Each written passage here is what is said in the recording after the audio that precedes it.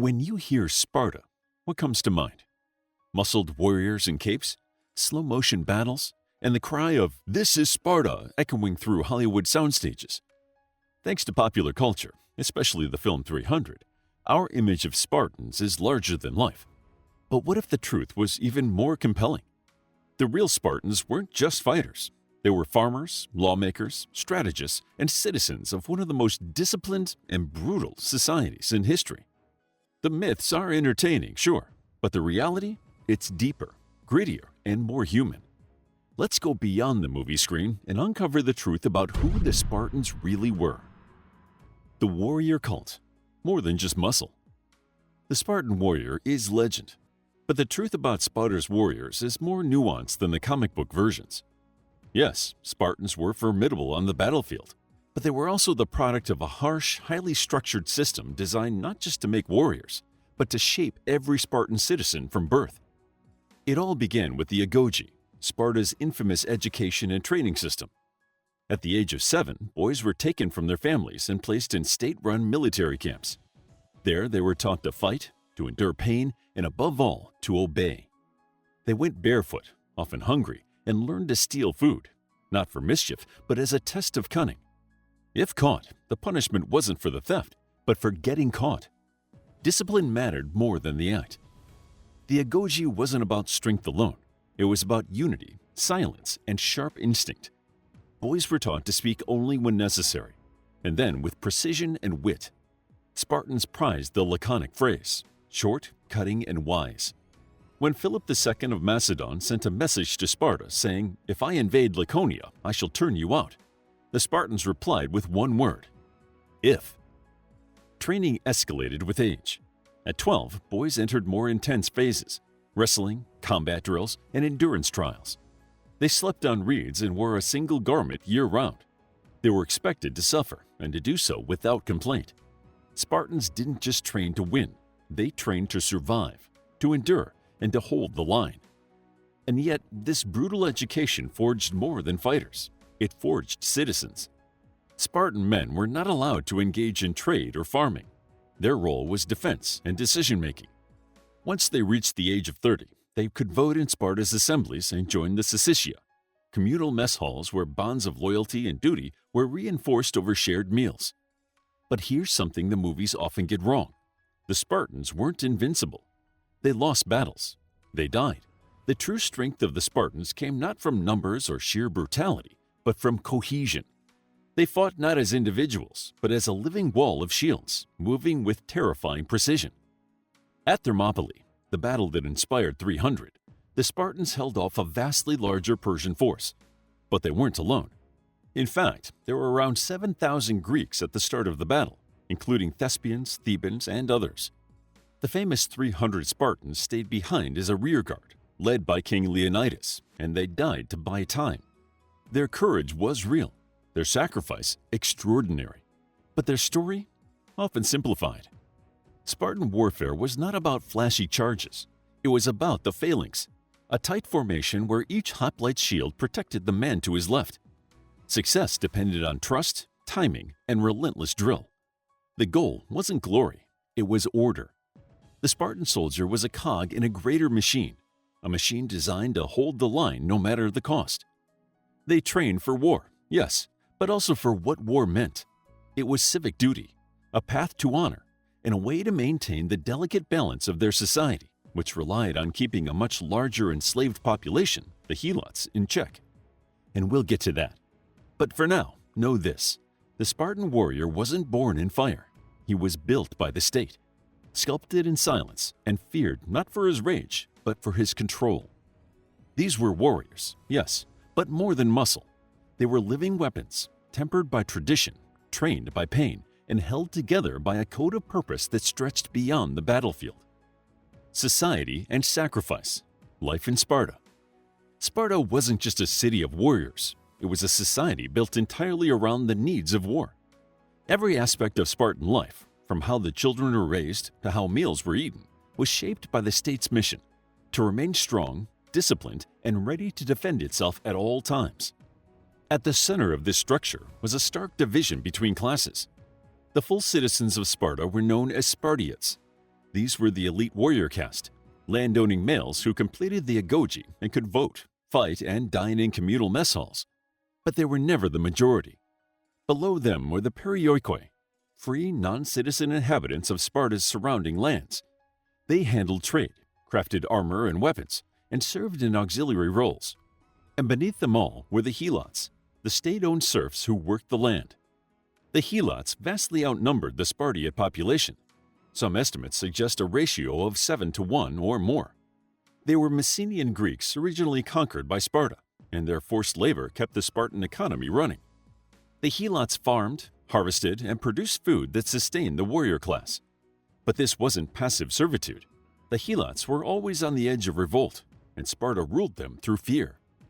Each year, the Aphors, Sparta's top magistrates, would declare a ritual war on the helots, allowing Spartan warriors to kill them without religious penalty. This annual terror kept the helots in check and reminded the Spartiates of their ever-precarious dominance. This fear of uprising wasn't just paranoia, it was fact. Helot rebellions occurred throughout Spartan history, and some nearly toppled the state. To ensure survival, Sparta built a society where sacrifice was constant, and softness was not allowed to take root. Women in Sparta, however, occupied a surprising role. Unlike elsewhere in the Greek world, Spartan women were educated, outspoken, and physically trained.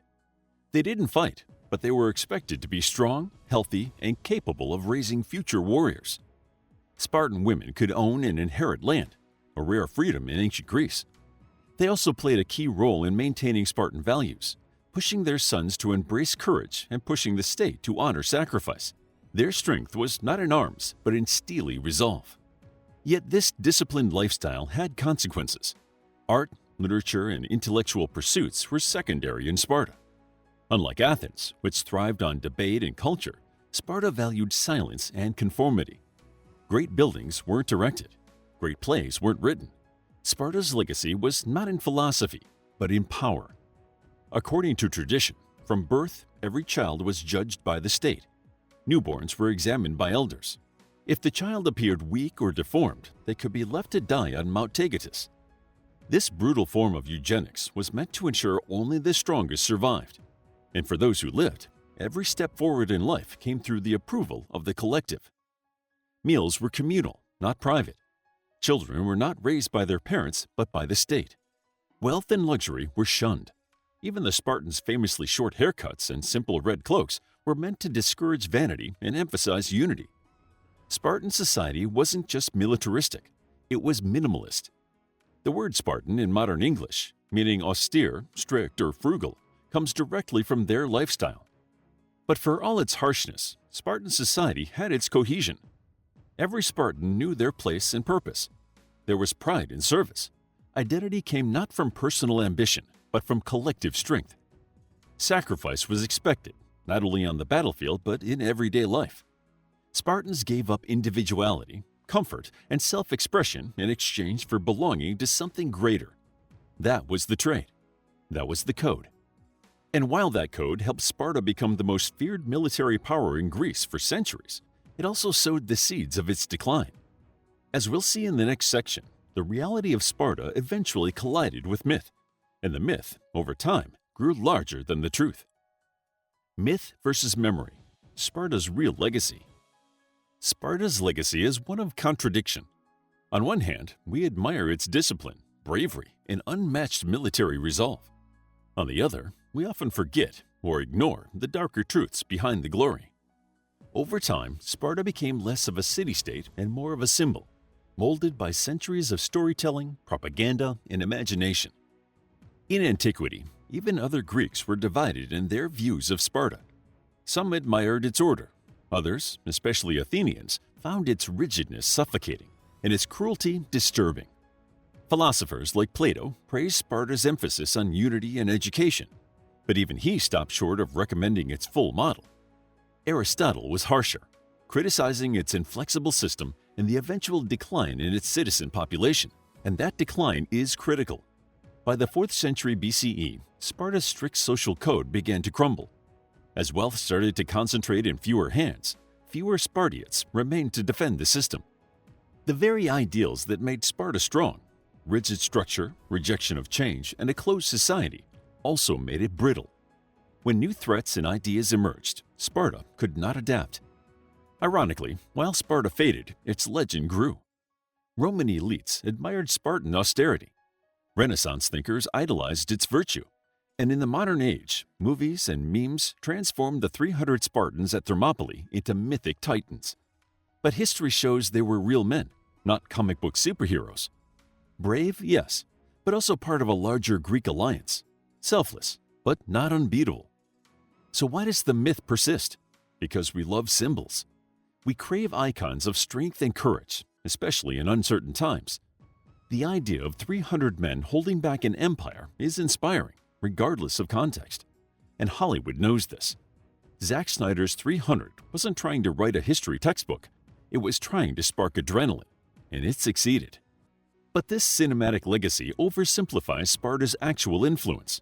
It glosses over the Helot oppression, the stifling rigidity of daily life, and the complex politics that often plague Spartan leadership. It ignores the gradual erosion of Spartan citizenship, the failure to adapt economically, and the fact that Sparta was eventually conquered, not by overwhelming force, but by internal stagnation. Even Sparta's military dominance wasn't as enduring as many think. After their stunning victory at the Battle of Leuctra in 371 BCE, the Thebans shattered the myth of Spartan invincibility. Sparta's entire social and military structure never fully recovered from that defeat. Yet it's precisely this fallibility that makes their story compelling. The Spartans weren't timeless superhumans. They were mortal, fragile, and bound by a code that both elevated and limited them. They built a world around honor, unity, and control, and paid the price for that structure when the world around them changed. Still, their influence can't be dismissed. Spartan training methods influenced later military systems. Their ideas of civic duty, shared sacrifice, and fearlessness remain benchmarks in military and political philosophy. In many ways, their impact outlasted their walls. So, when we talk about Sparta, let's remember both sides, the myth and the men, the battle cries and the quiet costs. Let's not forget that their strength wasn't just in their shields, but in their singular belief that service to the whole was greater than any one person's comfort or legacy. Their memory teaches us about sacrifice, about the costs of order, about what a society can achieve, and what it must guard against. Sparta's real legacy isn't invincibility, it's complexity. And in remembering that, we honor them far more than any slow-motion battle scene ever could. Conclusion: Sparta was never meant to be a myth, but it became one. Hollywood gave us the capes, the battle cries, and the fearless last stands. But behind the legend was something richer, more complex, and far more human. The real Spartans lived by a code of iron discipline and brutal sacrifice. They gave up comfort, art, and individuality to serve a higher ideal of order, unity, and strength. Their way of life produced some of the most fearsome warriors in history, but it also carried a heavy cost. The lesson Sparta leaves us isn't just about how to fight. It's about the danger of becoming so rigid that you forget how to bend. So yes, honor the courage. Remember the stand at Thermopylae, but also remember the farmers, the helots, the women, and the choices behind the shields. To understand the Spartans means to not just see warriors, but also the weight of the world they carried. How would you like to get a deeper understanding of history, impress your friends, and predict the future more accurately based on past events? If this sounds like something you might be into, then check out the brand new Captivating History Book Club by clicking the first link in the description. To learn more about the Spartans, check out our book, Spartans, a captivating guide to the fierce warriors of ancient Greece, including Spartan military tactics, the Battle of Thermopylae, how Sparta was ruled, and more. It's available as an ebook, paperback, and audiobook. If you found the video captivating, please hit the like button and subscribe for more videos like this.